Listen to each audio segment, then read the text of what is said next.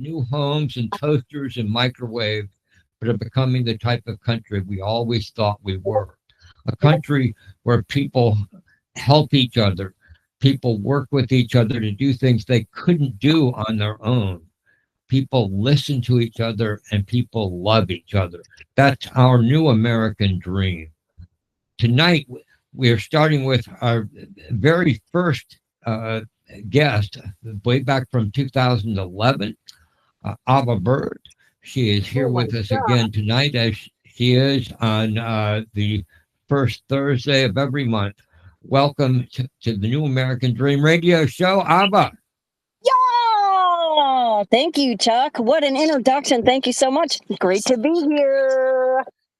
And All right. man, that was the first time ever where like I got here early and we started early, and it was early enough for us to clear out the kinks. So everybody's getting Yeah, there our, you go. I know, our fresh voices, no interference. But Uh-huh. as I want to catch everybody up on what we were talking about before the show started, and we got here early, it was quite, valuable in that Yeah. we started a good conversation that I wanted to carry into the show, and we'll do just that. And how that went was Chuck and I were discussing our, just the inherent human condition of all humans have strengths and all humans have weaknesses, and none of us are good at everything and none of us are bad at Hmm. everything either. So we have these characteristics within us that like Chuck, you use your strengths in a great way. And look how you're taking your strengths, you're sharing that with the world. You're taking what you do well. And even if you didn't do it well initially, you learned. I'm not saying you didn't, but Hmm. let's say, you never imagined yourself doing something like this, 40 years ago Yeah. or even 30 years ago. But look, here you are, True. So you may not have even realized sometimes we don't realize sometimes what our strengths are until we go deep within ourselves and become a wise, mature person, or an intelligent person that wants to get better and that does want to, and somebody that's empathic that wants to share their gifts rather than just hoard Yeah. everything for themselves. Because Right. let's say you took those strengths that you have and you instead just used it for selfish purposes. Maybe you Yeah. would have become wealthy, but it would have been, out of, I'm not saying all wealthy people are selfish, but, let's say you had these selfish motivations, but you wouldn't have, look at what wouldn't have happened. You would Hmm. have hoarded money to yourself. You would have maybe had a nice materialistic life, although that is not necessarily the road to happiness. But look what we all would have Hmm. lost out on. So you took your Hmm. strength and you shared them with everybody instead of hoarding it. And look what we all got. We got a long running radio station that you've had now Hmm. for, what is it, 14 years, right? Yeah. Yeah. Wow. Seems like just the other day we were doing the 10-year anniversary. I know it, right? Oh my gosh. Time flies so Uh, fast. But yeah, congratulations, Chuck. And when I think about it and how you've been able to maintain it and keep it going, that's work. And I know how much work you put into this. I know how much work it is to do a show, a weekly show that's 2 hours. I mean, 2 hours is long. mhm. A lot of people have 1 hour shows. A 2 hour show is a good long show and requires a lot of preparation and work. All your guests, you got to Mhm. make sure people know they're gonna. Sometimes people forget, they don't show up. You got to deal with that. It's stressful. So thank you, Chuck. Thank you for sharing your strengths. Aw. Well, thank you, Ava. I much appreciate the accolades. And I want uh, to merge that. I want to merge that into going back to what we were talking about before we got recorded and we were on the air, which is society, or our society, Western society, probably other places too, but what I know is the West, channels us into negativity and channels us into a lot of our mm, weaknesses. We know often what we aren't good at more than what mm, we know that we're good at. And people focus on what they're not good at. And sometimes not only do they focus on it, but their whole lives revolve around what they're not good at. Hmm.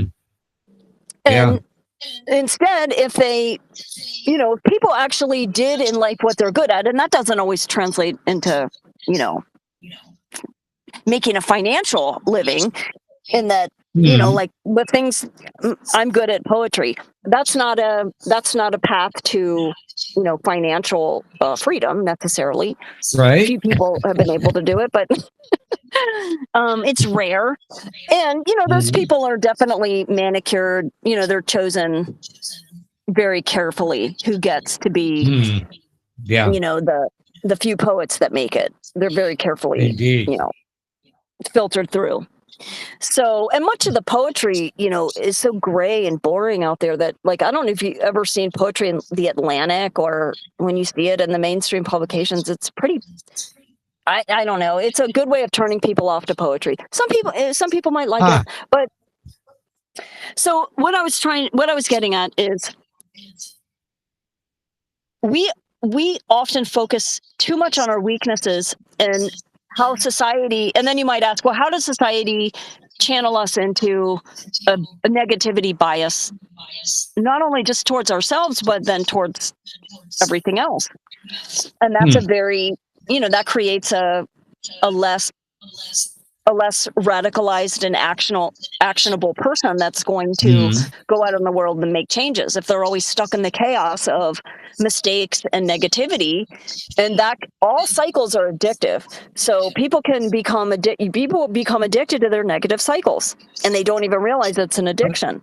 Sometimes it's an obvious addiction like alcohol, but other times it's an invisible addiction like negative behavioral patterns, or Yeah. bad Well, decision making.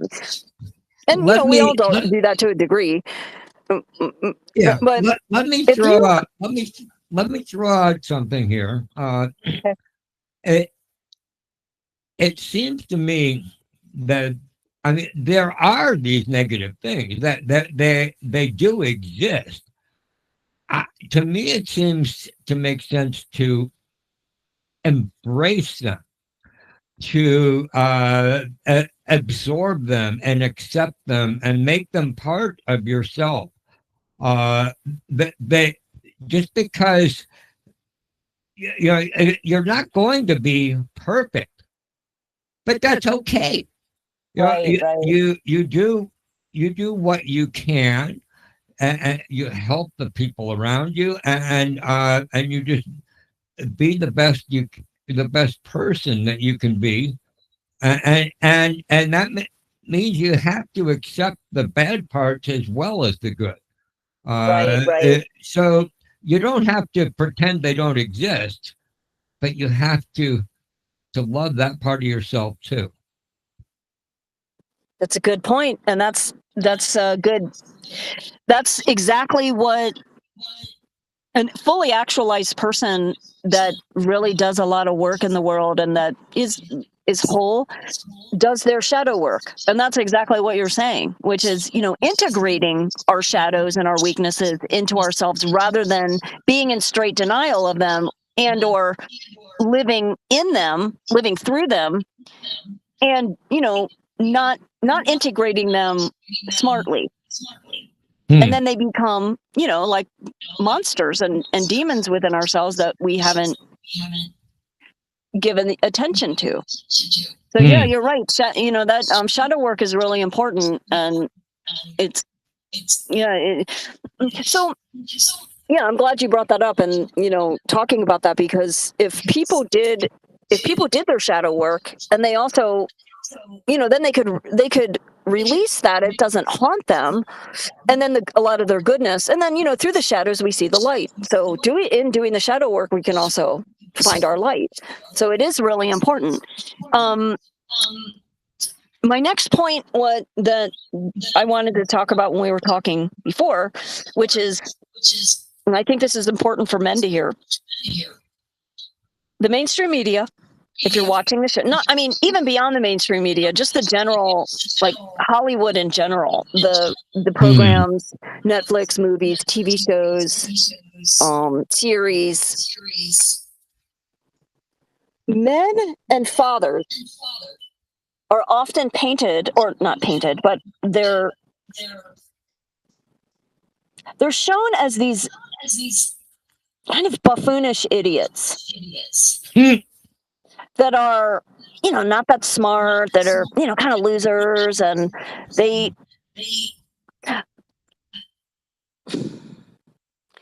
just don't portray men. I mean, we know that they don't portray women in the right way, but what people don't see is that they don't portray men in the right way either. Hmm. And I think men often think, because there's so many roles for men, and they do have their heroes. Of course, men have their heroes, but for the most part, the Luciferian Hollywood agenda is to make everybody feel bad about themselves and destroy everybody. Now, there's easy targets, such as women are easy targets, and unlikable members of society are easy targets. But what aren't easy targets are what people think are actually running the show but aren't. So, I mean, if you were to write your own movies and your own TV shows and your own series, I don't think you would, present men as these, kind of really one-dimensional characters that are. It's just,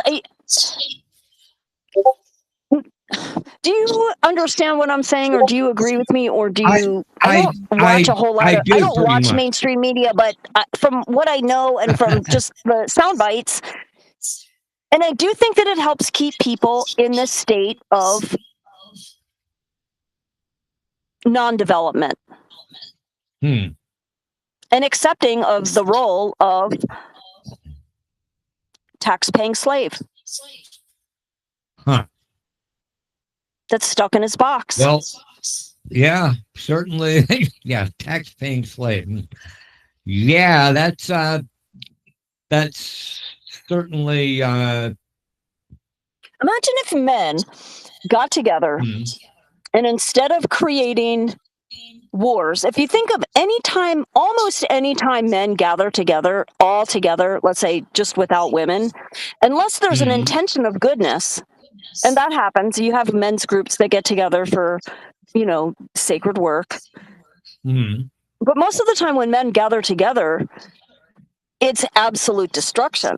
I mean, they don't get together and plan, baking sales and, how we can share with everybody.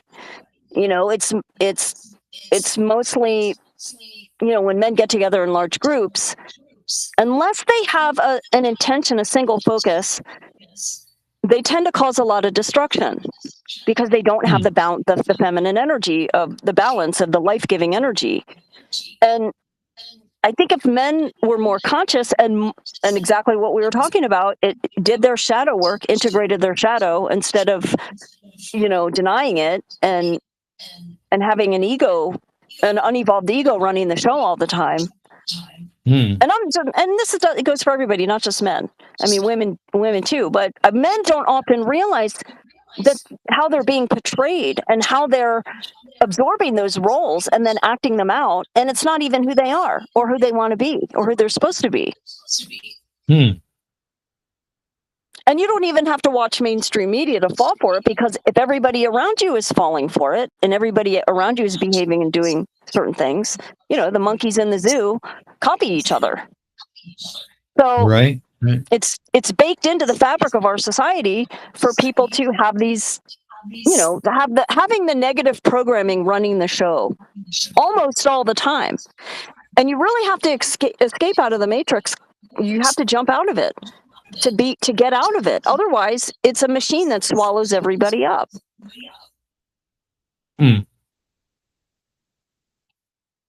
Well, that's pretty deep. That's a lot to think about. Well, I think if the men that are out there that are listening, if they started to have gatherings together of other men with the sole focus of peace and healing, and honoring the planet and honoring each other. If men honored each other more, I mean, they do Yeah. already. There's no love lost between There, men, but they also there, really fight a lot with. It's not so much an individual man against man; it's group against group. You know, hmm. Islam and Judaism and Christianity and Hmm. Islam. I mean, it's silly. Yeah. Yeah. It's absolutely silly. And those are men's creations, but they weren't created in peace. Hmm. Christianity comes the closest with the message. Jesus has the faith, hope, and love, peace and forgiveness. At least Hmm. that's there. But most Christians and most people aren't living the Christ consciousness. Yeah. Even if they call themselves Christian, oh, I'm a Christian. I see very few Christians actually living out Christ consciousness and living the Christ light. Yes, it's really, to me, it's very sad how It is. And the bar is set so low to just call yourself a Christian, or that goes for the other religions too. But it's a label that frankly people are not really living up to. And if they did, and if they were, we'd live in a much different world. hmm. And I just see this AI stuff, the robots and all this AI that's coming. A couple years ago, we weren't even talking about this stuff. It wasn't even, Yeah. and now all of a sudden, it's practically taking over our lives. Hmm. And imagine in a couple of years what it's going to be like. I mean, they're already trying to get rid of us as fast as they can. Hmm. But this AI stuff is not looking good for us. It's not. Because we haven't learned our shadow work. We haven't learned how to be human. And then you have these non-humans coming in. They were programmed by stupid humans. They were pretty much programmed by non-humans, non-evolved, very low-level humans. So that's what's going to be taking over society.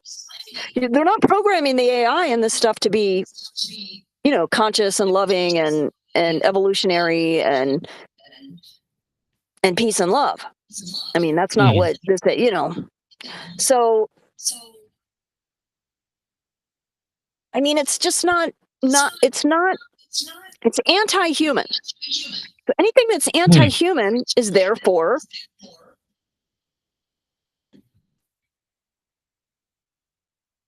not resonating with us. I wonder. I don't know. I don't think the AI is quite as advanced as people are, imagining it to be just now. You don't think so? It's basically still just decision matrices and things. It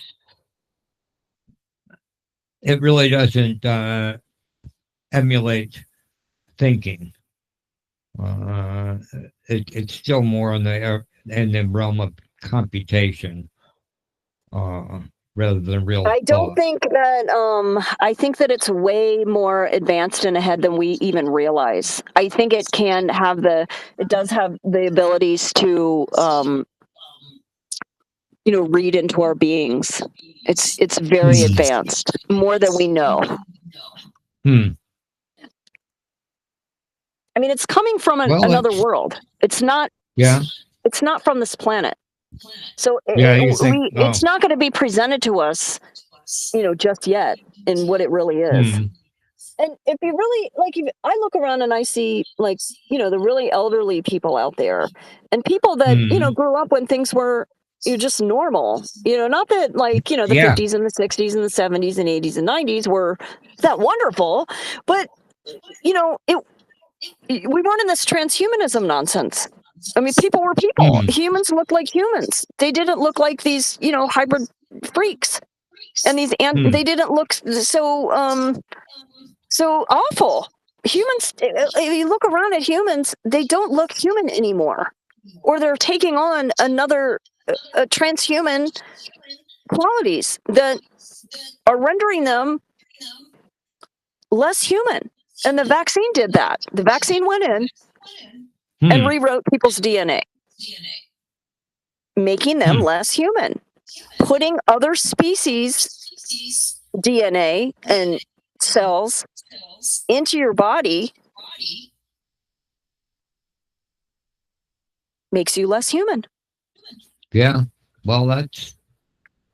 And that happened in the last 5 years, and life is a lot different now. I mean, you go out, I don't know if you notice, going out, Florida's a little bit different. I mean, I know Florida has its problems, but it still has maintained a semblance of order in a way that a lot of other states don't have anymore. Real. What? I'm not quite sure what you mean by the lack of order. If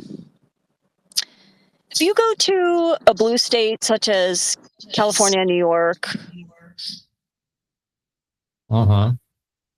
Maryland, Massachusetts, if you go around and you walk around and look around, you see, enough people, thousands and thousands of them in each state.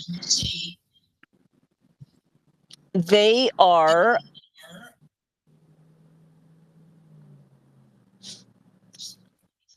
non-human looking, most of them. Really? Almost everybody is unattractive. They are either overweight, they are eating garbage food, which then, makes their skin and their hair and their body and their mind and their behavior not in alignment with the higher purpose. And combine getting 75 vaccines in your body by the time you're 20 or 30. When I was in imagine the zombie freaks. Imagine the zombie freaks that just explain. Just even that, and that's just not even the beginning of what where I could go with it. Imagine the zombie freaks walking around just with that. So that's what it's not just in the blue states. I mean, the red states have their share of it too, but there is more pushback in the red states. And you are in a healthy, when you have sunshine and there's a health consciousness, you have less of that detritus walking around. I don't know. This has indeed been an interesting talk, Ava, and it's time for me to move on. It always is. You're right. I missed you on the poetry show last week, but it sounds like a very exciting opportunity. I'm sorry. I planned on making it. And I do wish that I had been there, but man, if you knew what I was doing, you'd understand. And, it just, okay. And you didn't need me there. You had enough poets and they said it was a great show. So I wasn't, you don't need me. You didn't need me. And I'm glad it was a great show anyway, and people, it gave other people an opportunity to read their stuff and not have me blabbering. Not blather.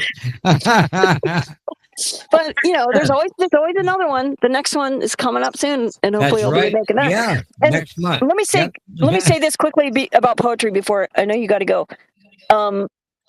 I have a whole ton of poetry to read. In fact, I did plan on digging out some poetry and reading them for this segment, but the day was crazy, and I wanted to talk about other things, and we started talking early, and that took things in another direction, which is good. But I have a ton of new poetry that I should be reading. And I have a whole big load of it. And I've just gotten published in maybe 10 times recently. A lot of my stuff is being published out there. Yeah. So that's good. Cool. Okay. So I do want to be reading out with you guys and reading and stuff. So, well, next time. All right. Thank you. Thank you for having me. It's great. Okay. Lots of love. See you next time. Okay, sounds good. Bye-bye. All right. It's always a pleasure to have Ava Bird. She's such a fun guest. Our next guest of the evening is Philip Ferruggio, and I'm going to call Philip right about now. Philip joins us from Port Orange, Florida.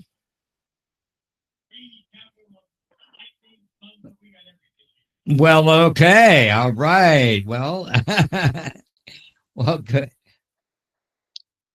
Oh, pretty good. Yeah, we've had a little bit of rain the last couple of days, but not too bad.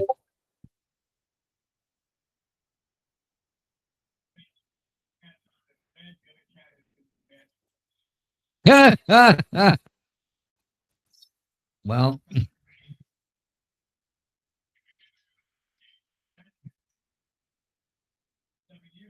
uh-huh.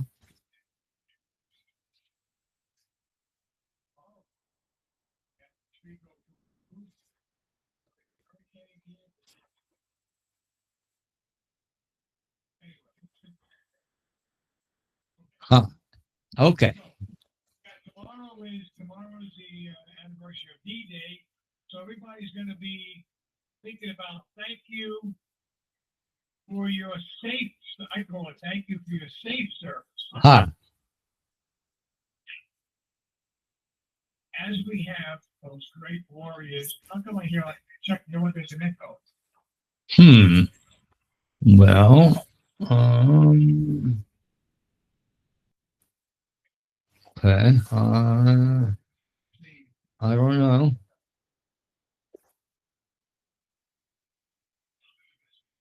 Okay. As we have those great warriors leading our nation, let's look at their military service. You know, the important things that so many love to thank them for. Let's see. We have Donnie Trump, who supported the Vietnam War but just could not serve due to 4 student deferments and 1 medical for bone spurs in his foot. Yet he stood tall in his salute to our boys in the shit, as the Nam was called then.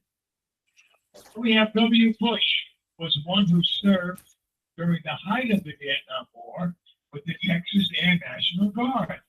Now, for those who do not know or perhaps have forgotten, the Air Guard would be the last group to ever be called to leave our borders.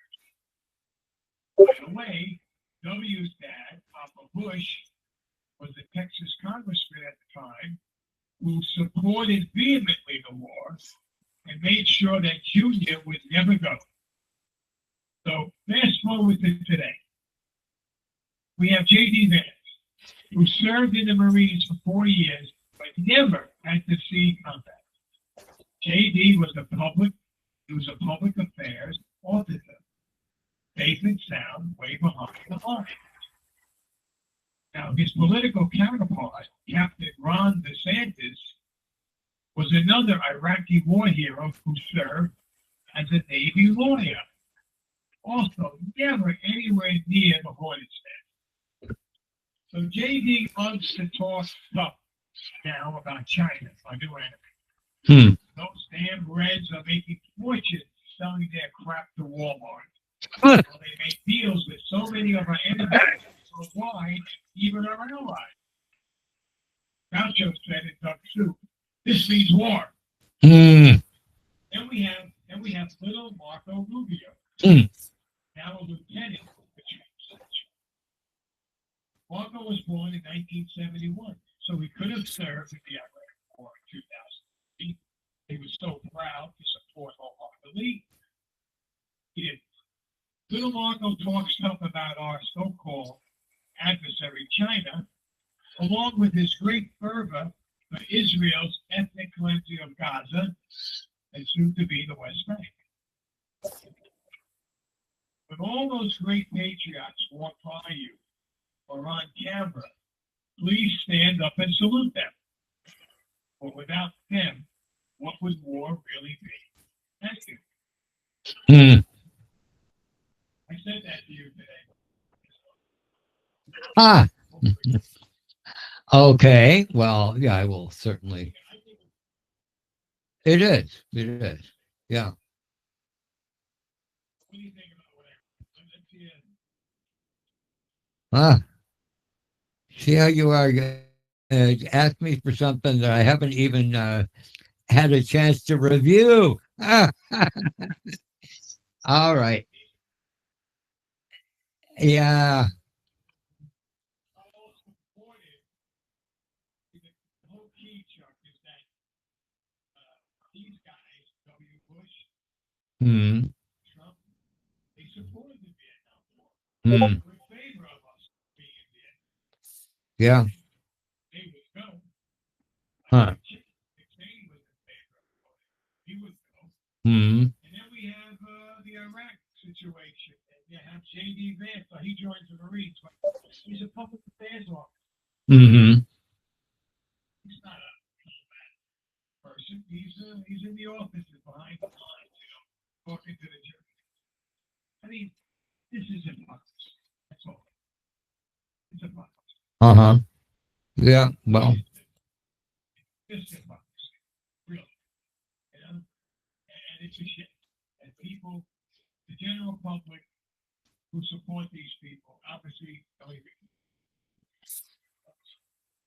I mean, I had a neighbor Uh, in Vietnam. He had Agent Army. He got Agent Army. hmm.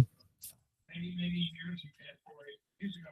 And he was a supporter of W. Bush, a supporter of Trump. And they just forget. I don't know. I think I have some mixed feelings about this. It and the I guess the main, yeah, the driving force between my thoughts here is that the I I think I don't believe that uh, we need the kind of military that we have. I really have very limited use for force in the use of force in general, uh, and and so it doesn't. I mean, I'm just flat against the wars. Okay, so it it doesn't matter to me if someone uh, ducked out of the service or something. I mean, to me, I'd say more power to them. I I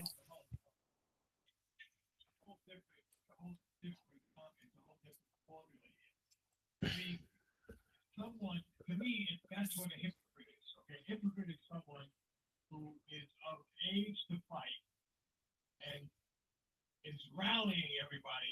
Let's fight them, but they don't want to go themselves. I mean, that's Okay, yes, that clearly that is hypocritical. Yes, absolutely. Uh, these guys, these men that I mentioned, they all are in support of spending more money on the military. yes. Each one of these guys, Vance, Rubio, Trump, they all want to spend more money on the military. Bush Jr. So, they have to be held accountable for what they do, not only for what they say, but what they do. That's just my opinion. I mean, I think it's Agreed. But what they're doing is trying to spend money to go in and kill people and all this, and that's just flat wrong. But the fact that they weren't in the service to me is irrelevant.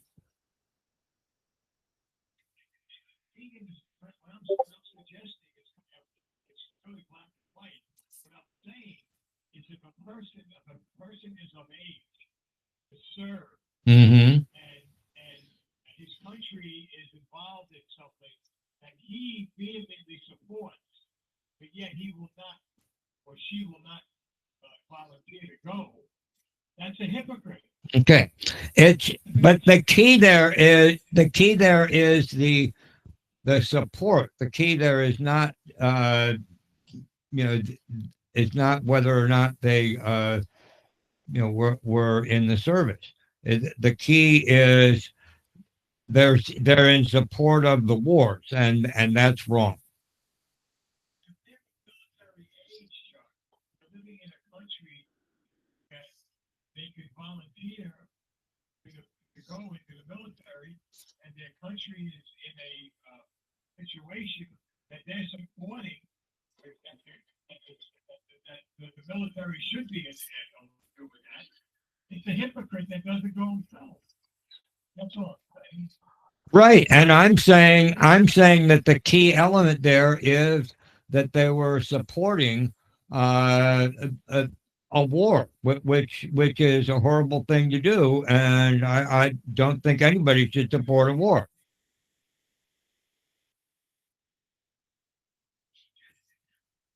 And if somebody supports, Okay, well, if I were to accept what you're saying, then I would be essentially accepting that there are some reasons that you should go and go to war for your country, and I don't believe that.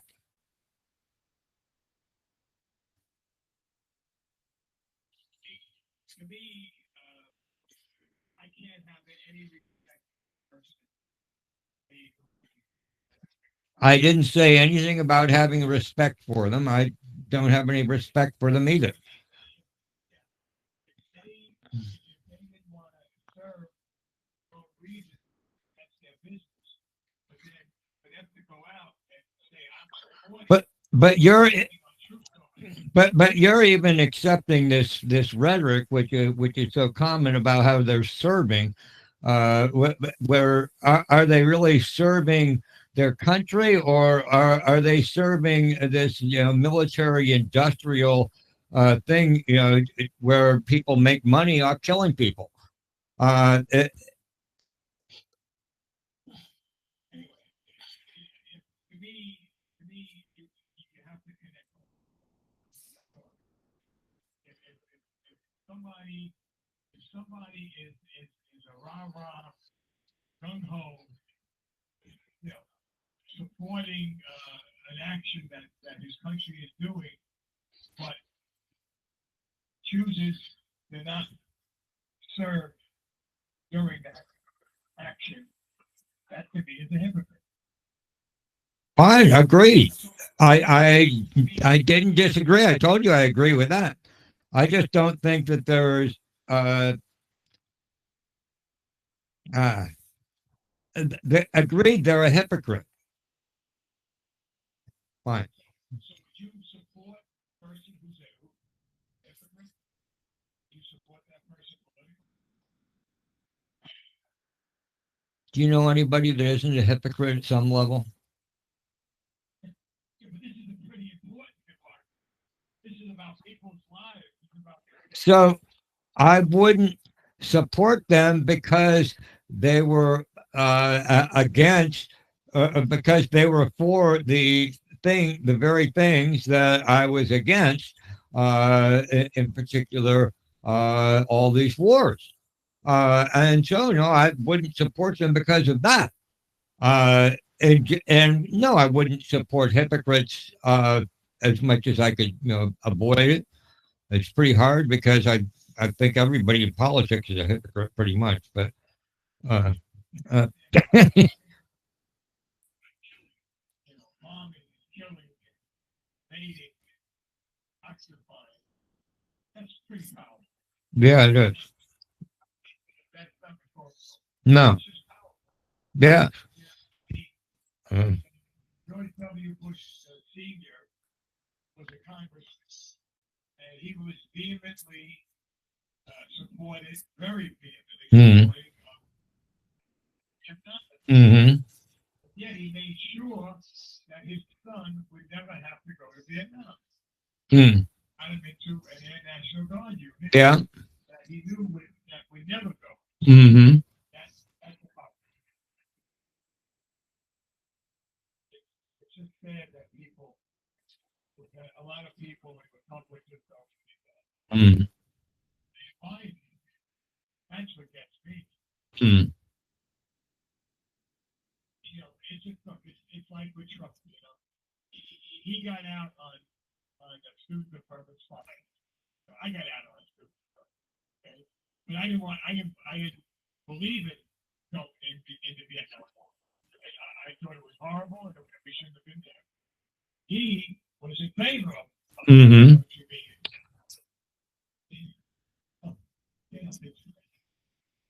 It's interesting. Do you remember when the Central Park, what were they called? The Central Park Five?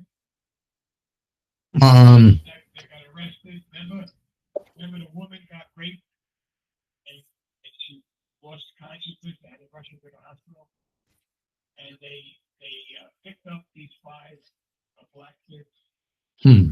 And you familiar with that story? No, this is not sounding familiar. What era? 30 years. Okay. Took an ad in the New York Times or an ad where he was demanding that they execute those kids. Really? Yeah, and this was before there was even a trial or anything. Huh. Because it turns out the kids didn't do it. Right. Figures. They thought, police thought that these were the kids that did it. And if you look at the tapes of the interrogations or the interviews, the kids were young, 17, 16-year-old kids. And, the detectives had ways of making the kids nervous. Oh yeah. Oh. And anyway, the bottom line is Trump came out, private citizen. Mhm. He took the big ad in the paper, paid a lot of money, demanding that these kids should get the death penalty. Hmm. And he's for a trial. Wow. Yeah. And of course, when it was over, he never went out and said, "I made a mistake. I'm sorry." He just, Huh. there we go. This is Yeah. President of the United States. Right. Yeah. I know. But that's such a common sort of behavior. And it's jumping on these things. I mean, look at whenever one of these big things happens, everybody jumps on it and believes all the stories they're told about who did what, and half the time, the part we don't know about is that the FBI or somebody had infiltrated whatever group it was, and uh, helped them procure whatever weapons they were supposed to get, and basically created the whole thing. Yeah, yeah. Supposedly sting operation, but it's basically yeah, just making it happen. I mean, yeah, just creating the situation. That's what they do with a lot of these sting operations. They actually they initiate the idea. Yeah, yeah. I mean, it's crazy, and this is accepted practice. I don't know. Interesting thing now that Trump wants to have a battle. Hmm. But once came out that Trump doesn't want that Trump doesn't want to release the files on Jeffrey Epstein. Hmm. Yeah. Because of the fact that he was on the he put it out. Hmm. Hmm. Yeah. Hmm. And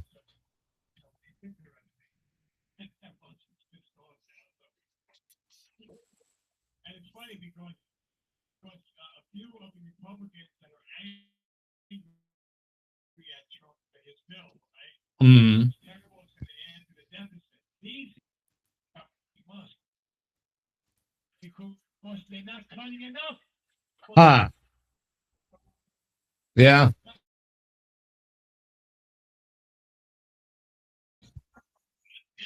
Oh, I don't know, Chuck. I mean, Medicaid is just something that people get. Now, I'm sure that the Senate is probably not going to go ahead and cut that mm, because those guys that are running for re-election the next year or two. Yeah, hmm, it's what Josh Hawley said. You remember Hawley was standing for conservatives? no. My constituents, a lot of them are on Medicaid. Oh, yeah. Right. Hmm. And then how about that woman, Joni Ernst from Iowa, senator? She said, if they die, they die. Yeah. Everybody, Great. they said, a lot of people are going to die if they cut the. She said, well, everyone's going to have to die. Yeah. I mean, it's unbelievable. It's good, in a way, it's good that these people are saying these things. Hmm. How stupid are the people that supported these people? How stupid are they going to continue to support these people? Are they that dumb? Huh. Are they that dumb? I mean, really, really. I mean, Meals on Wheels. I used to volunteer for Meals on Wheels. Yeah. Yeah. Bringing food to a lot of people that can't get out. Uh-huh. They can't get out there. I mean, it's unbelievable that they want to cut things like that. It's unheard of. Hmm. The Scrooge say, remember Scrooge, Christmas Carol? Yeah. Are there no workhouses? Oh. They die, well, perhaps it'll just cut the surplus population. Yeah. Yeah. Hmm. Well, yeah, it's a great, yeah.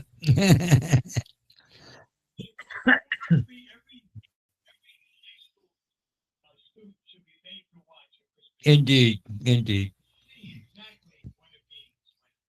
Yeah, yeah. Well, it'll, of course. Yeah, we're pretty close to the time. Uh,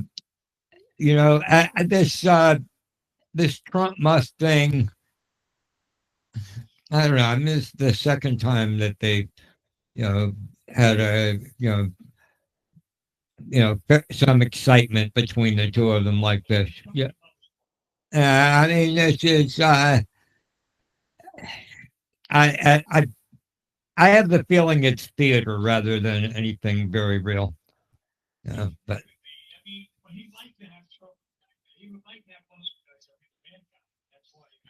yeah, yeah, yeah.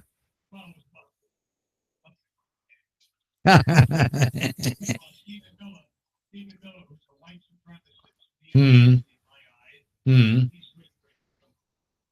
Huh. Well, yeah. Well,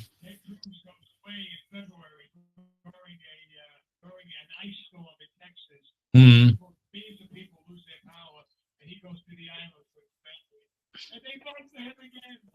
Yeah. Yeah. Well, that's what happens. Yeah. Mm-hmm. Mm. All right. Thanks. Thanks, Phil.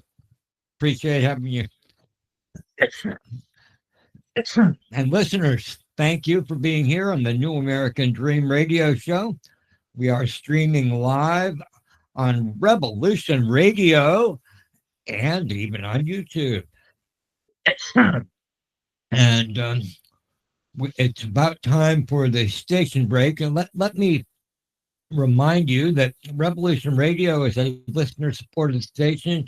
They do deserve your support. And there are many ways you can support them. Just visit revolution.radio and look for one of the many ways. I subscribe on Patreon. You can do it many different things. And it's a great group of people. They keep shows on pretty much 24/7. And I'm very happy to have been with them for about 10 years. All right, then. So it's coming up to time for the station break. And so that I avoid talking over it, I'm going to stop until afterwards. See you on the other side.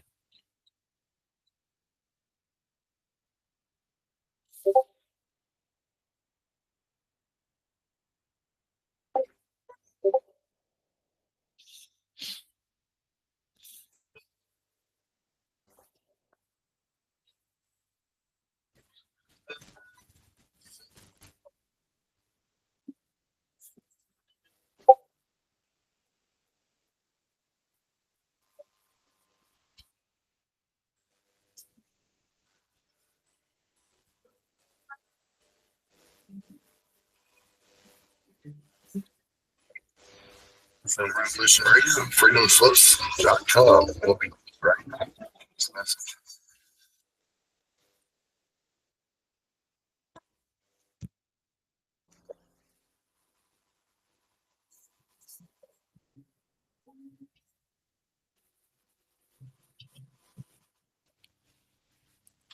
Are you interested in paranormal, murder mystery, real natural law? Do you enjoy interviews with amazing guests? Then join Crypt Rick every Monday night, 6 p.m. Eastern Standard Time, right here on Revolution Radio. Studio A, freedomslips.com. Crypt Rick's welcome to the crypt.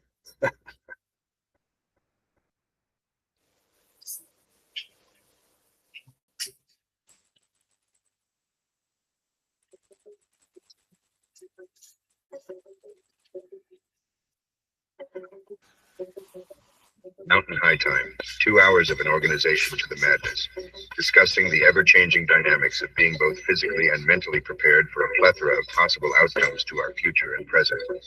A look into the latest technologies, new scientific discoveries, and how they might be used in connection to the human domain and controlling it, ancient cultures and places. Be warned. This is an opinionated look through headlines. Guests that are not afraid to question the narrative. A little bit of crazy ramblings of a stoner conspiracy factist that pushes constitutional concepts. The place and the time are the same, another dimension we call Mountain High Time. Saturdays, 8 p.m. Eastern Time, 6 p.m. Mountain High Time. Right here on Revolution.radio, where information never sleeps and truth breaks the spell. Welcome to Coffee Rants with Dan. I am the spiritual anarchist, Dan Arnold, your host. Tune in for what's really happening every Thursday. That's Thursday at 9 a.m. in Studio A on Revolution Radio. They keep us in fear to manipulate us. They want us ignorant, so we're easier to enslave. They make us murder one another so they don't have to do it themselves. Only you can break their mind control by healing the contradictions within your belief systems that allow you to accept their lies in the first place. The time has come for us to remember our divinity, who we really are, to return to what we are meant to be, a service to others, to return to nature, and to reclaim our birthright, that which is freedom. The truth will sound belligerent because it is in direct opposition to lies. So get angry, because anger is sacred, and together we can unite and rise from this darkness. Humanity, assemble. If you're sick of the lies and ready to know thyself, to love thyself, well then tune in to the Lovolution with your hosts, Amy and John Paul, where we speak all about truth, love, and freedom every Tuesday night, 5 to 6 p.m. Eastern Time, Studio A, right here on Revolution Radio. And remember, only you can free your mind control. Be a revolutionary.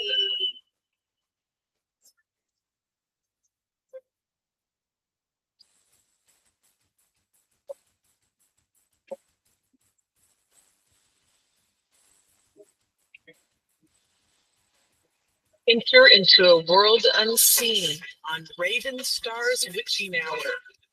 will encounter eclectic topics from the realm of spirit brought into our matrix of truth. With your host, the Solaris Blue Raven. Solaris will bring you an array of unique guests covering topics from ghostly spirits to amazing anomalies, overt technology, UFOs, and shadowy global events. And that's right here at Revolution Radio, freedomslips.com, Saturdays, midnight till 2 a.m. Eastern Time. Revolution Radio, where information never sleeps. Let the magic rise.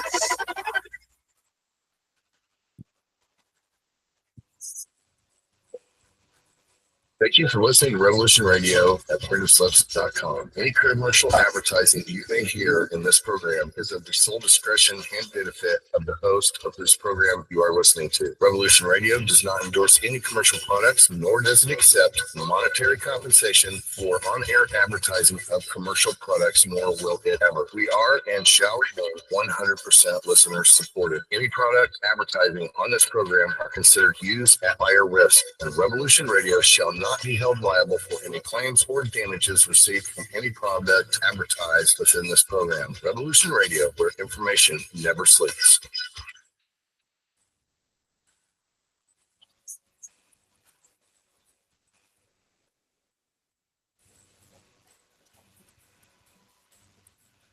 All right. Thanks for listening while we took that short break here at Revolution Radio, freedomslips.com. And yeah, we're going to get back to your host.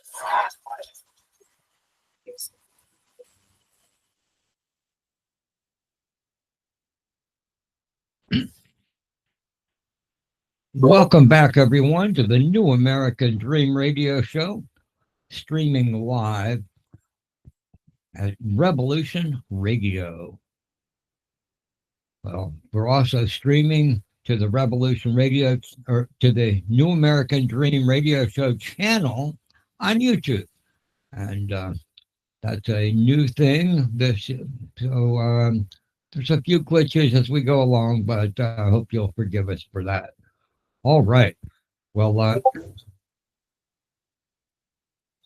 I'm glad to have you with me tonight. So far, we've had a couple of very interesting guests, and we're going to be continuing with that. Our next two guests are both pre-recorded. First, we're going to hear from Mark Jordan. Mark Jordan is a very interesting guy. He is currently in prison, and he was recently moved from one prison to another. So I don't remember exactly where his new one is, but he has been a regular guest upon occasion for us, and I was able to talk with him a few days back, and we're going to play that for you right now. Here we go, Mark Jordan. Defending women from gender ideology extremism and restoring biological truth to the federal government. Because all of our presidents are about restoring truth to the Right. But so what I want to talk about the impact this has in the Durham prisons. So I guess first, because there's probably a lot of unfamiliar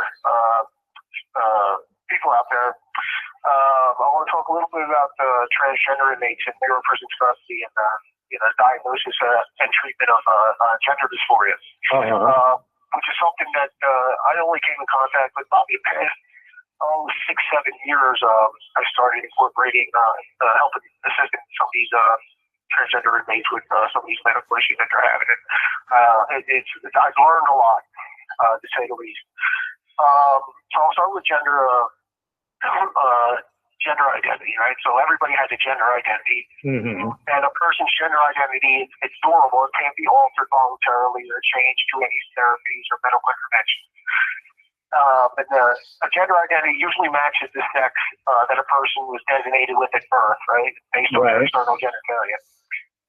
But transgender people have a gender identity that differs from their sex designated at birth, right? So a transgender man is someone who was designated female at birth but has male gender identity, and a transgender woman is someone who was designated male at birth but has a female gender identity. Right.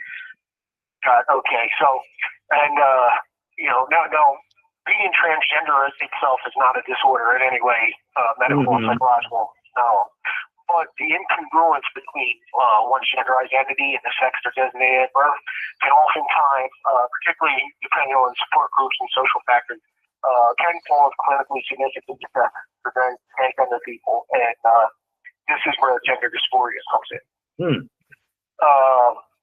So there's a definition that we have from the American Psychiatric Association that gender dysphoria is a diagnostic term for the condition experienced by some transgender people who experience clinically significant distress resulting from this lack of congruence between their gender identity and their birth designation. Right? To be diagnosed with gender dysphoria, however, this incongruence has to persist for at least 6 months and has to be accompanied by clinically significant distress or impairment in social, occupational, or other really important areas of life function. And it's a serious condition, right? It's left untreated. It causes serious physical and psychological harm, right? These symptoms include, when no way limited to like anxiety, depression, eating disorders, socially isolating behavior, suicide, self-harm, and possibly even harming others. And it's something that the community doesn't like to talk about, but it's real, so I wanted to throw it in there. Yeah. The accepted approach to treating gender dysphoria it looks to resolve the distress that's associated with this incongruence, right, between your designated sex at birth and your gender identity, right? And they do this in a lot of ways, right? So socially, they do it by dress, changing style on hair, using names and pronouns that match the gender identity. There's hormone treatments that can masculinize or feminize the body. There's various surgeries that can change primary or secondary sex characteristics. So we have treatment guidelines. It's been happening for years now. I think going back to 79, you started recognizing gender dysphoria. So there's some major health guidelines that are supported by everybody: American Mental Association, American Psychiatric Association, American Psychological Association. And there's another thing I wanted to say that's really important. That's that while psychotherapy can be important to help individuals with gender dysphoria, psychotherapy is not a substitute for medical treatment of gender dysphoria, right? For those for whom medical treatment is indicated, right? There's no psychotherapeutic modalities shown to ever have alleviate gender dysphoria, and that's from the World Professional Association for Transgender Health. And this is accepted across the board. I know there's a lot of old school people out there, and that kind of lean that aren't too familiar with the medical and psychological aspects of this, or gender dysphoria. I mean, they just see in their eyes men dressing up as women, and I don't know if they think it's what's in their mind. I never really thought about it myself until I started working with some of these men and women in prison. Right. So there's a psychotherapy component, but there's also gender affirming healthcare, right? Social transition, hormone therapy, surgeries, and they all work as well, right? Well documented. Lots of research into this, right? Gender affirming hormone therapy and surgeries are safe, they're low risk compared with other types of treatments. We've been doing this for years now. Whether people heard about it or not, it's been happening in our prisons for years. So what Hope's Order does, well, let me tell you what the risk is. This call is from a federal prison. When you withdraw this kind of gender affirming healthcare from people, or you deny it to people who it's medically indicated, right, it puts them again at risk of significant harm to their health, right?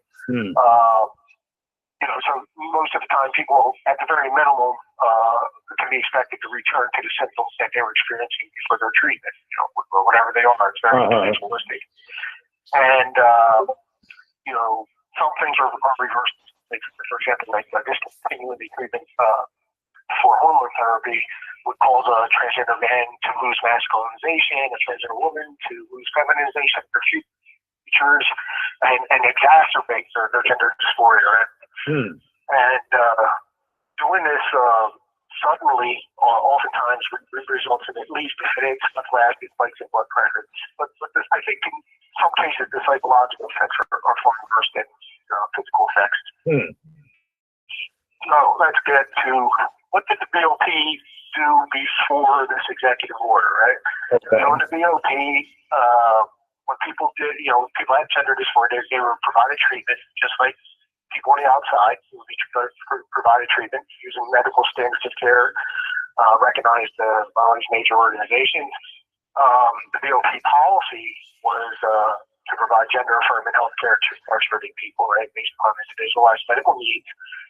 They took a multidisciplinary approach: education, counseling, life experience, mental examination, hormone treatment, and in some cases, sex reassignment for treatment.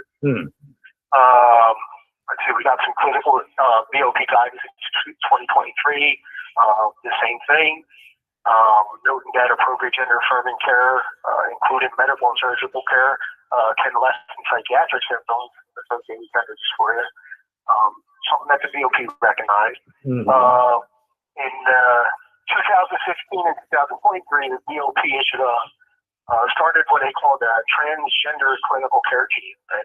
So they had all these physicians, pharmacists, social workers, and just particularly for the population, which is rather small, but it was important. It's important, all the way around the board to all of us to have a secure, where everybody is secure living environment, where everybody's healthy, and education to be in prison, or at least stable as you can be in prison. Right. And physically, they had a transgender utilization review advisory group.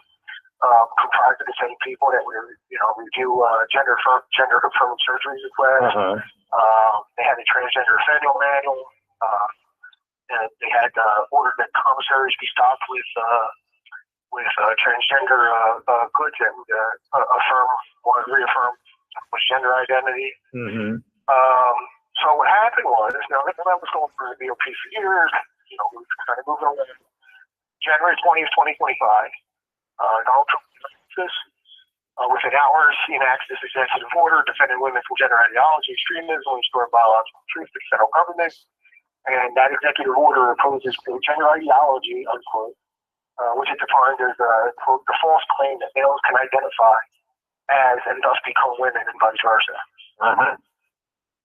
And it prohibited federal funds from being used, quote, to promote gender ideology, quote.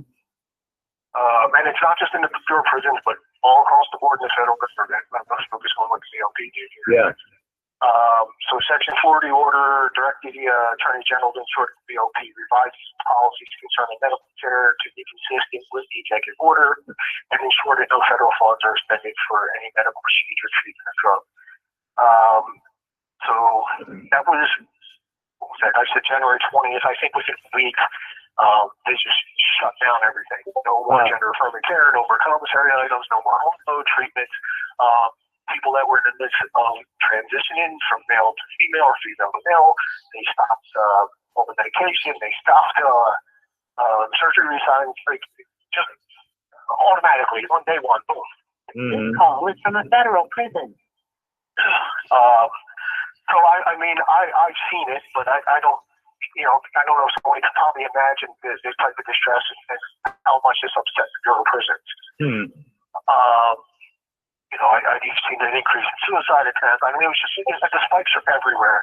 We had at least one homicide in FCI Fairton, where a transitioning inmate hormone and medical treatment was stopped. That person had already had a history of mental health and suicidal ideation, and the cellmate or former cellmate wound up dead in that incident after an altercation that blew out of control. The inmate indicated that that she wasn't in her right mind once Trump stopped the hormone therapy and this sick increased her health. And she dabbled my eyes right before I left Erickton. So sadly, we had accountability, but there's mitigating circumstances that are better with pre-existing mental health disorders. Just really affected them. And it's a vulnerable because it is. Yeah. The constant threat of sexual assault, rape, not just from inmates, from the fellow inmates, the harassment, being on the other side of that fence and looking in, I could see the horrors myself, and it's what attracted me to start taking these kind of cases and helping to defend these type of inmates and prosecute the claims that these inmates are abused. Yeah. And that's what's going on in the BOP. But there's the other thing they're doing. The executive order told them to fix all their policies. So if you go to the BOP's website, their policies, you try to find any policies now regarding transgender care, they're all removed from their website while they're being revised. And we haven't seen what that looks like yet, right? So they just scrubbed the website, everything so far. All the councils are gone. It just disappeared. It's insanity. Fortunately, there's a case going on in the District of Columbia. Alicia Kingdom versus Trump. Judge Lambert's out there has issued an injunction for now. And yesterday had 7 hours worth of hearings on the constitutionality of Trump's order, where the inmates alleged that it violates the Fifth Amendment, Equal Protection Clause, and the Eighth Amendment, and provisions of the More Technical Administrative Procedure Act, saying Trump didn't follow the correct procedures in promulgating this rule. I got 1 minute, Chuck. I'd like to talk to you for about 5 more minutes on this if I can call you back in a half hour. That should work. I may or may not be at home, but I should be able to answer the phone. So, all right, give me a half hour and about 5 more minutes, I'll wrap this up. Thank you, Chuck. Sounds good. Thank you, Mark.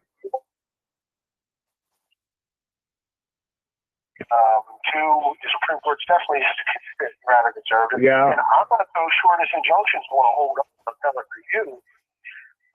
Because they get away with so much in prison that they can't get away with out there. I'm sure.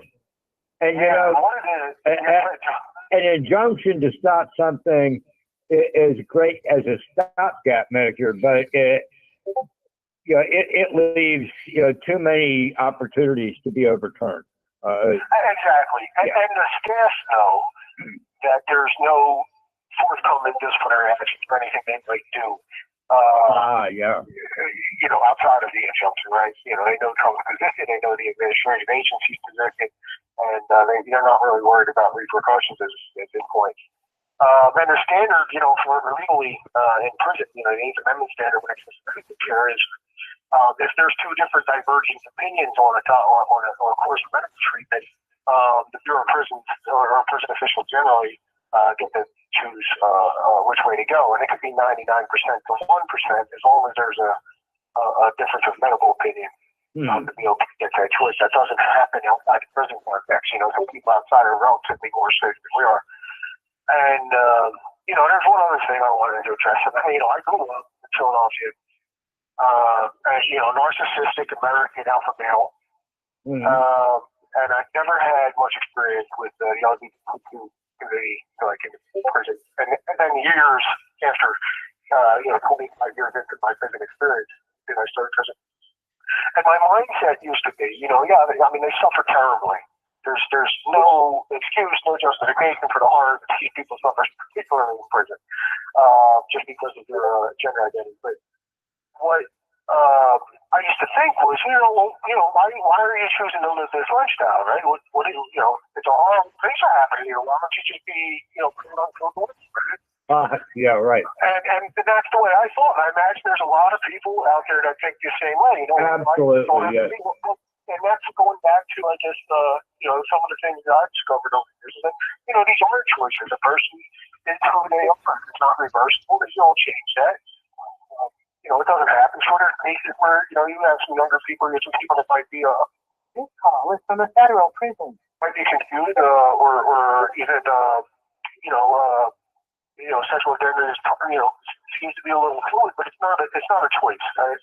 Mm-hmm. And, once you realize that, then you see the discrimination, you see, all the things that's happening because of that. I mean, and now you have not just people treating you this way, but you have your own federal government, reaffirming everything that everybody else is saying about you. What the majority say, that doesn't understand your gender dysphoria.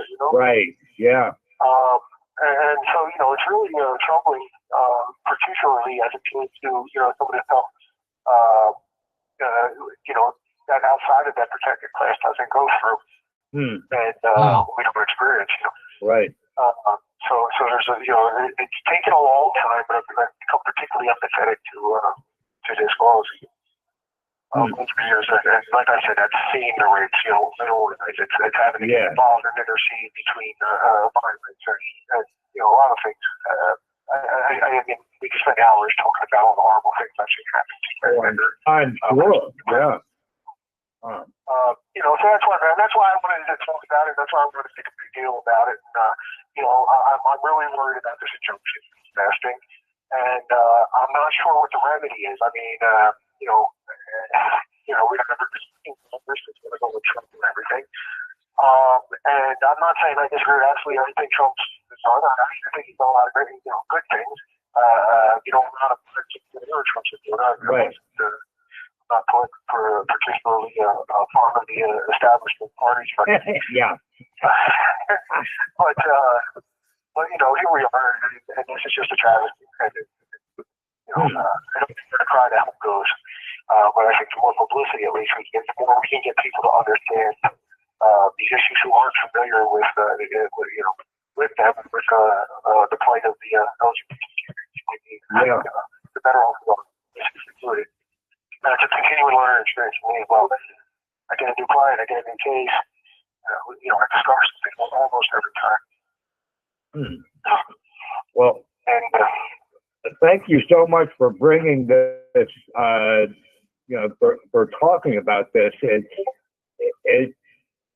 There's a lot that you brought up I had never considered. And I never thought of this as being especially big problem for those in the system. But I certainly can understand that now. Absolutely it is. And, I can appreciate that. And I just hope that anybody listening anyone might not be political. I mean, we'd have to do something. Let somebody, make it known that you're interested in this. The better it is, the more protection that can come this way. Yeah. And with that, I think I'll try to get with you Monday or Tuesday. We can do another recording on another issue about Biden's pardons and how and why some of the death row prisoners who Biden commuted or sentenced to life are trying to reject this commutation. Really? Okay. Well, that sounds like another good topic, and I look forward to talking about it. Thank you so much for this. Thanks everybody out there. I'll talk to you next week. All right. All right. Thank you. Okay. Bye-bye. Folks, I want to apologize for for missing the first part of the second call. I'm sure you could probably figure out what was said there. I also want to add a follow-up.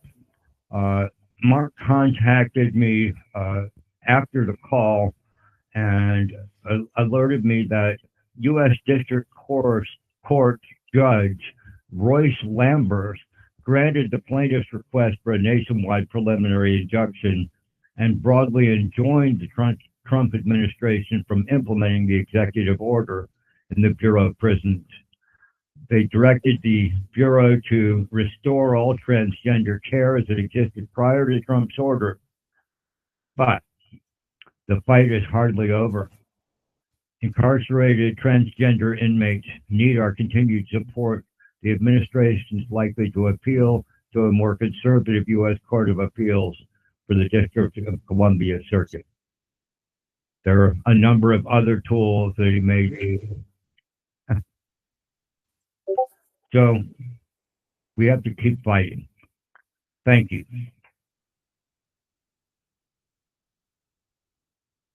Well, I think that pretty well summed things up. But while that was a very powerful segment from Mark Jordan, you can learn more about Mark at freemarkjordan.com.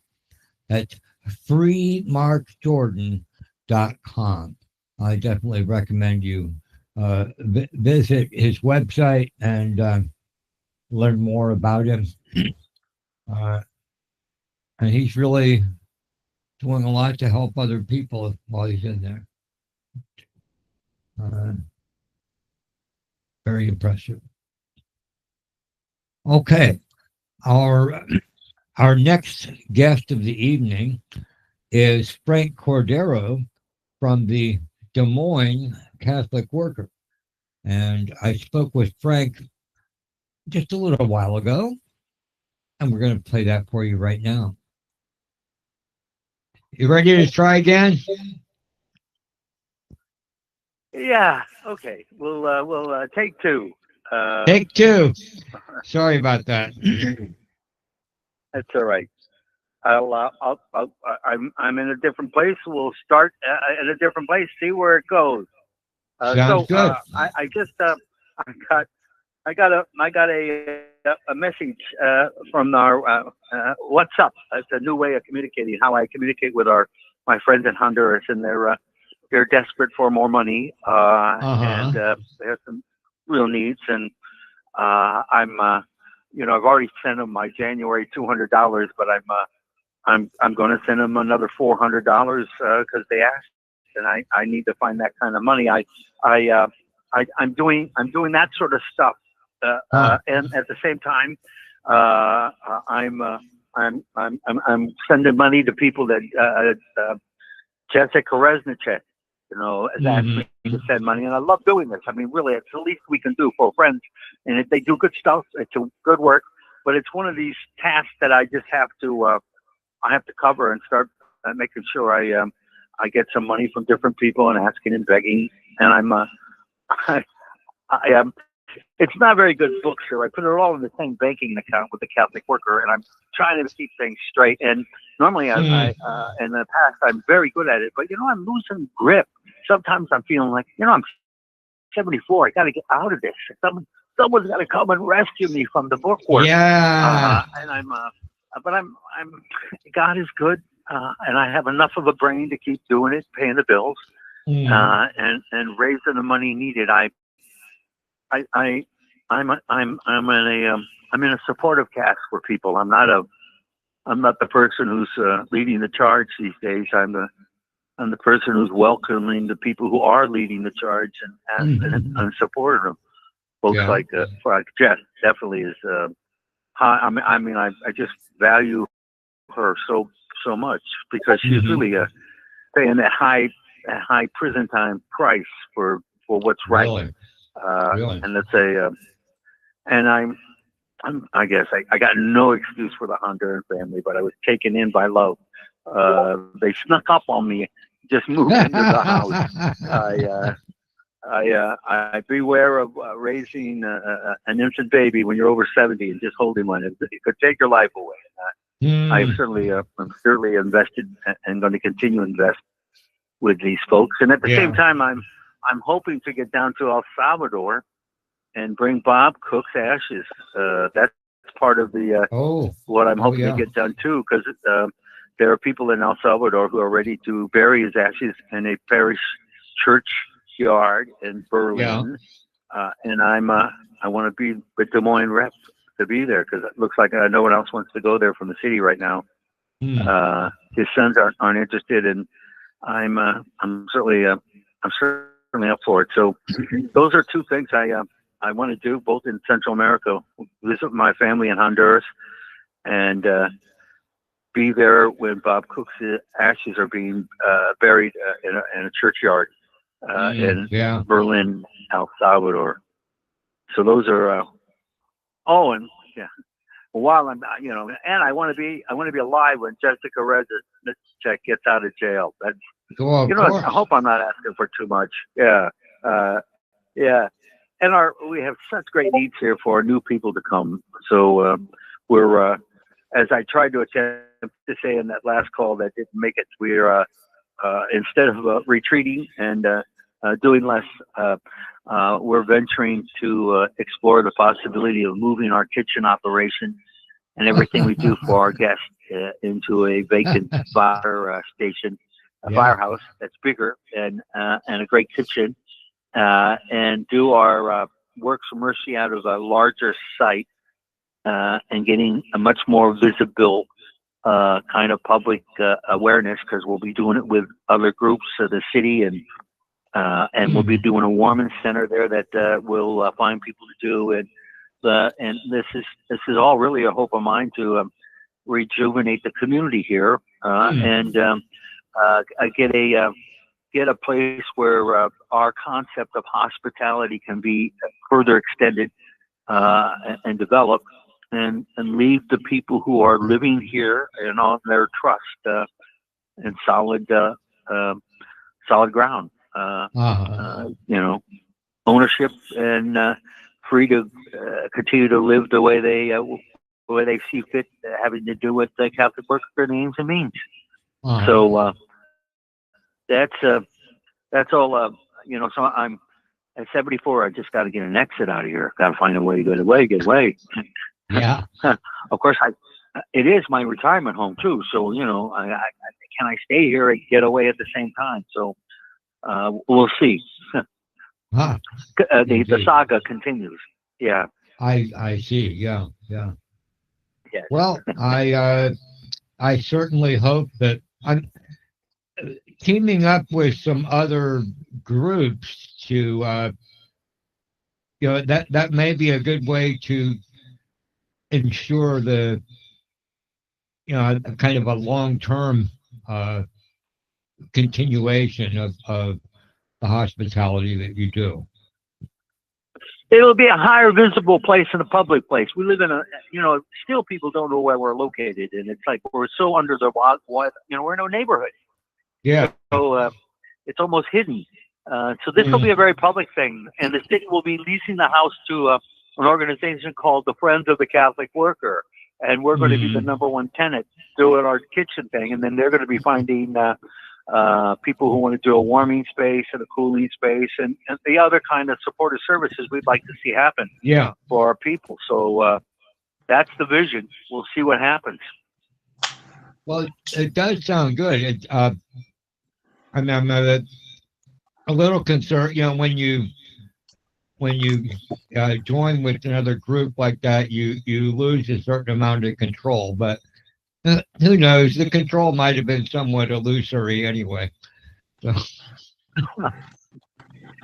Yeah, and besides, we just got to keep creating ourselves anew. Nothing stays the same. Reinvent. And if anybody wants to do anything better, they're right here to. Yeah, and the four houses still have independence to walk away from anything. So. Okay. Yeah. And the Friends of the Catholic Worker are only interested in really helping us, and they're not interested in being detrimental to us. That doesn't mean in a couple of years things can develop and go crazy. But that's for us to find out. Yeah. So we'll see. Well, stay tuned. It's good to have. As I'm off the stage. Yeah, it's good to have some things in place like that. We'll see. I got nothing better to do. I live in Iowa. Jesus. There you go. All right. Wow. Okay. All right. Well, thank you, Frank. I'm sorry I had to bother you twice tonight, but I'll get better at this. I love it anyway. Thank you anyway, brother. God bless. Thank you, Frank. Right. Good night. We'll see you. All Bye-bye. right. Bye. Well, it's always a pleasure to hear from Frank Cordero at the Des Moines Catholic Worker. And it's very interesting stuff that he talked about. We have one more guest tonight, and it's our longtime columnist from Yaoundé, Cameroon, Julius Awafong. I think Julius has been part of this show for about 10 years now, and I'm so fortunate to have great guests, and he's one of them. Julius, welcome to the show.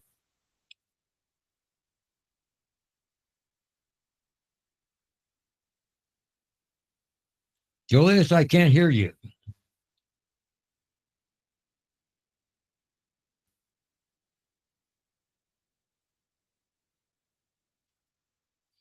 We tried this earlier, so it should work.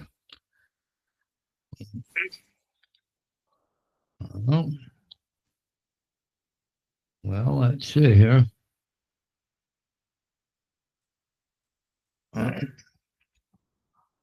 Well,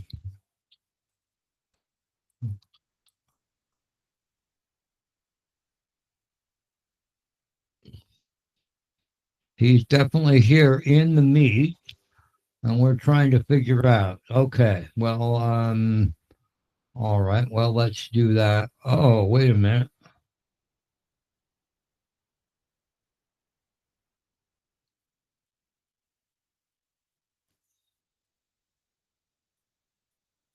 Okay.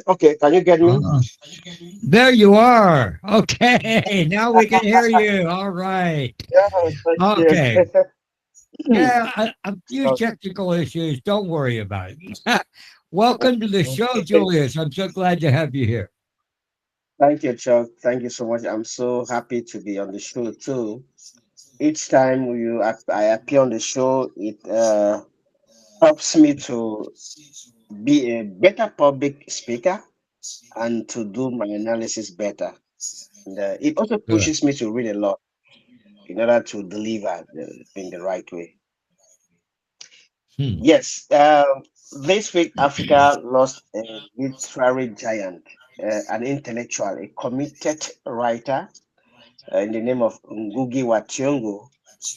He was Kenyan, and he wrote so many poems, drama, critical essays about the colonial state in Africa. And he suffered a lot during his writing career. Before dying, he was a professor at in California, one of the universities in California. Yes, and he was a great mind. And as they say, writers never die. So he is a great mind. Let me put it that way. So during his writing career, what I experienced or what I heard, what I read is that in the beginning he was writing in English. It wasn't having an impact because you know about Kenya. Kenya had what we call the Mau Mau fighters. The Mau Mau fighters are those who stood up against the British colonial system, and they were highly massacred by the British. And that really had an impact on the minds of most Kenyans, especially the researchers and the writers. So Ngugi wa Thiong'o was writing in Kenya is made up of so many ethnic groups. We've talked about how African states were created by the Berlin Conference in 1885. So before the coming of Europeans to Africa, we had states. But when Africans came in here, they distorted our state, reshaped our state to fit what they wanted. And that's where everything started going. So Ngugi wa Thiong'o wrote, after writing for a long time in English and wasn't having an impact, he wrote in his home language, the Kikuyu. Kikuyu is an ethnic group in Kenya. And it brought a revolt. and he was locked up. The wife was raped, and it was terrible. I mean, by the Kenyan post-colonial leaders. So he wrote a book entitled "Writers in Politics" that was published in 1992, where he said the dominant class, by its command of the organization and management of wealth in that society, has a greater material basis for controlling and influencing in its own favor the intellectual and cultural forces, educational forces, language, literature, for instance, and hence decisively influence what makes for the dominant values and world outlook for that society. He continued, in all the economically class structured societies, it would be more fruitful to talk of the two cultures, that of the dominant class, usually a minority, and that of the dominated stratum, usually the majority. Now, after reading Ngugi wa Thiong'o, I also read the French historian and philosopher Michel Foucault. He wrote the book, entitled The History of Madness and Civilization. And when you read Foucault, he narrates the story of those who had leprosy in the 15th, 16th century Europe. They were alienated. They were treated as non-humans. And they got to a point where leprosy disappeared from Europe. And they used the mad people to replace them in the same shoes as they did with leprosy patients. So when you read Michel Foucault, it tells you that in society you have people who think that they are well placed and others are not well placed. They are sane and others are insane. And it says something. Those who classify others as insane, if they're not careful, they themselves might be insane. Yes. So now, when I use that to analyze the colonial scene in Africa, you will find out that those who stand against the dysfunctional political order in Africa are not viewed as normal people with good ideas to make things function properly for the general interest. They are targeted by those in power as deviants, as criminals, as haters of the general well-being of the majority. So they are seen as terrorists to be confined, severely punished, and destroyed. African leaders are using the same framework established by the colonizers to treat Africans as the colonized did, using the institutions, the language, the narrative, the political culture. And that's what happens to Ngugi. He stood up against the colonial system, and he was treated as a deviant. And that's what Michel Foucault talks about in 16th, 17th century Europe. If I don't resemble Chok, if I don't think like Chok, then I'm a criminal. Yes. So that's how African societies work. So the colonial structuring of the state in Africa was like a foundation, a secret foundation that deeply embedded and ingrained the collective consciousness of the new elite who took over Africa to continue just like the colonial masters were doing. And you will find out that Africans don't question themselves. Who are we? Who am I? Am I a Nigerian? Am I a Kenyan? Am I a Cameroonian? No. If you say you are a Nigerian, it means you are accepting the fact that you were created by the British. If you say you are a Kenyan, it means you are accepting the fact that you were created by the British. In fact, you are accepting the identity given to you by the colonial masters. But if you say you are a Chikiyu, you are in Demba, then you are attaching yourself to the nationality to the origin created by ancestors. I don't know if you're getting me. Yes. So if you come to Africa, you will find out that the idea of universal truth doesn't hold. We have individual truth. America cannot sit there and decide what Africans should do and should not do. Why not question the subaltern? Why not question those who live the reality? Who are you? What do you want? What are you doing? What don't you want? So the idea that states are equal, the universal truth, the so-called universal truth that states are equal, is a lie. We have states with very small population doing well for its people, and vice versa. We have states with very big territories and population doing well for its people, and vice versa. So that is to tell us that states are not the same. They were not created the same. They don't have the same people. They don't have the same geography. So we don't expect them to behave the same. And if this reasoning goes to the United Nations, you'll find out that not all people, or not all those diplomats representing the states at the UN, actually the same, because they come from very different backgrounds.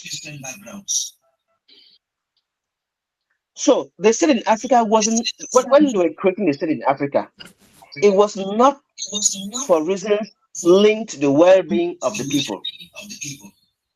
The states were institutions created to exploit the people, to promote immorality and inhuman practices. So these are the states created on the basis of exploitation and rejection of the people. What do you expect from that? That is the secret foundation that created the state in Africa. So the post-colonial African leaders are like the doctors described by Michel Foucault in his book Madness and Civilization.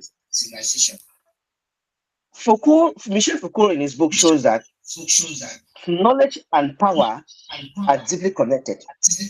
And he described the doctors of what he calls the asylum, where the mental patients or the mad people were kept as doctors under the doctor's authority.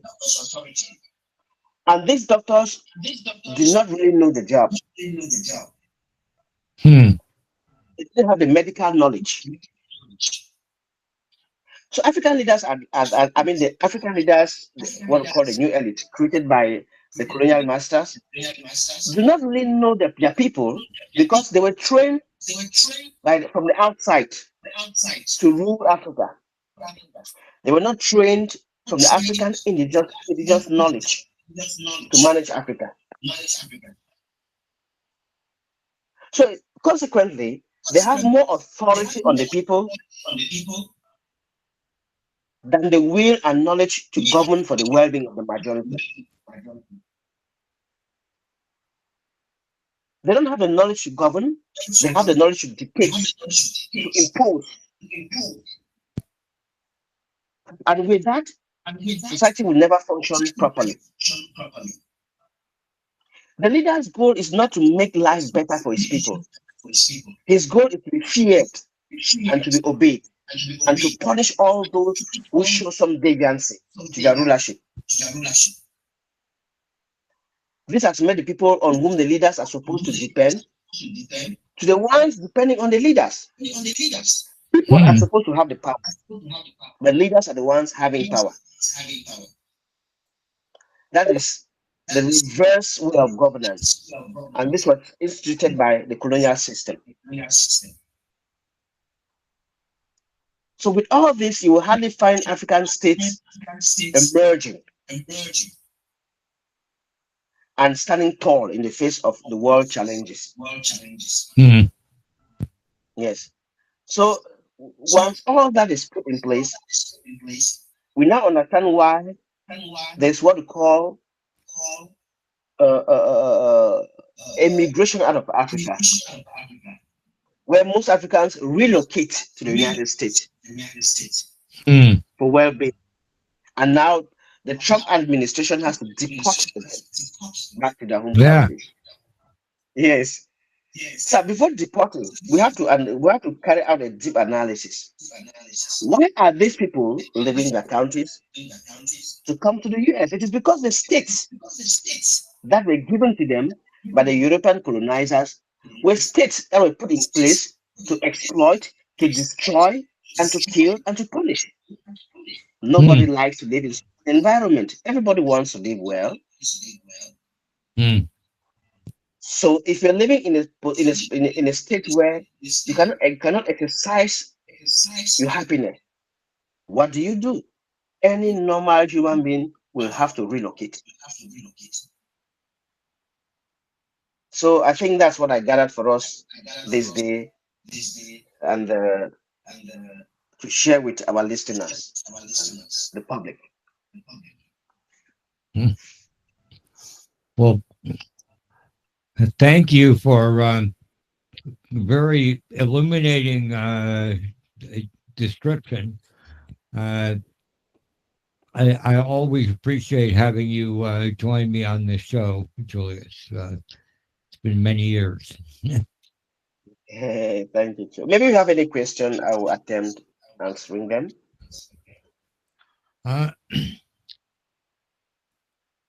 It's I don't know that I have a well-formed question.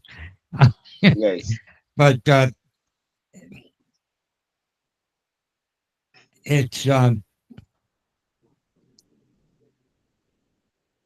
so strange to see the way that American politics end up affecting the rest of the world, and well, like you say, people are getting deported. Lots of them are getting deported, and this is a big change worldwide. So, yeah.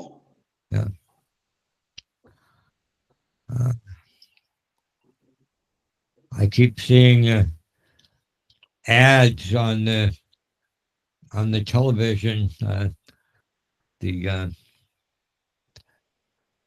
director of Homeland Security or whatever gets on and she's talking, oh, well, if you're in this country illegally, well, we're going to be nice to you. And if you tell us about it and you leave, then maybe we'll let you back in someday.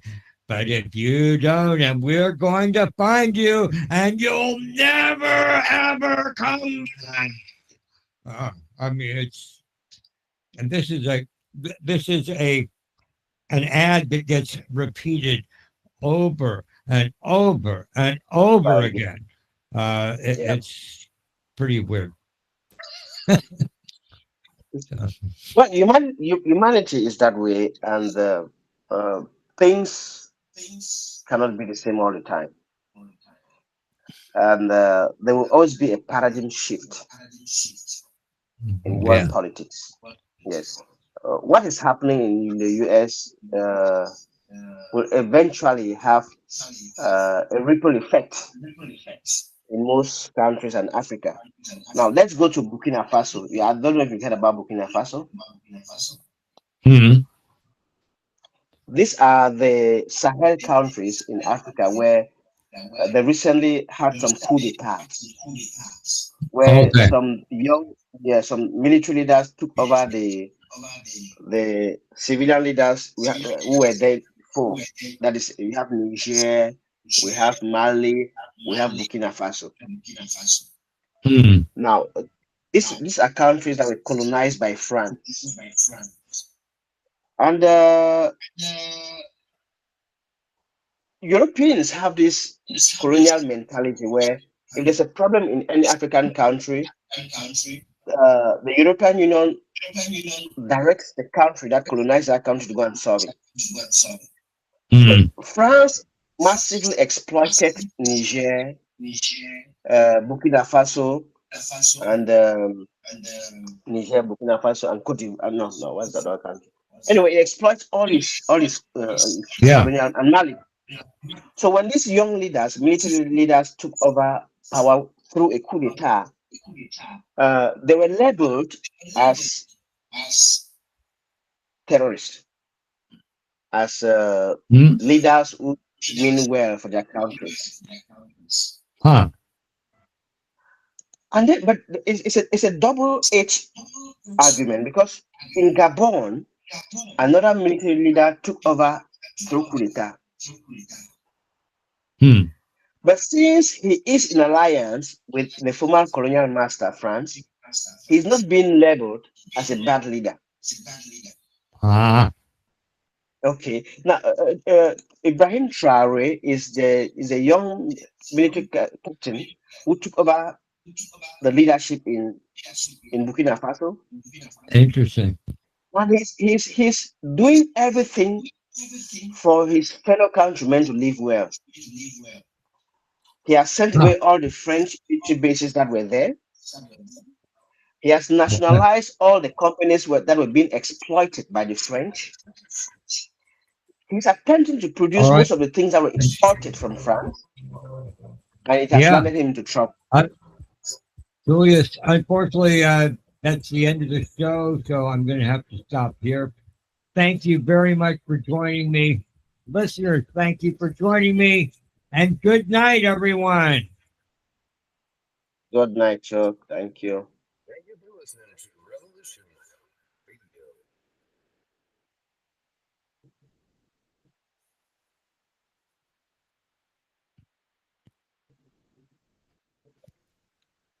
All right, everyone. Thank you for joining me. And thank you, Chuck. Thank you. We are proceeding here on the YouTube, and we're going to finish this show. Thanks again. Good night.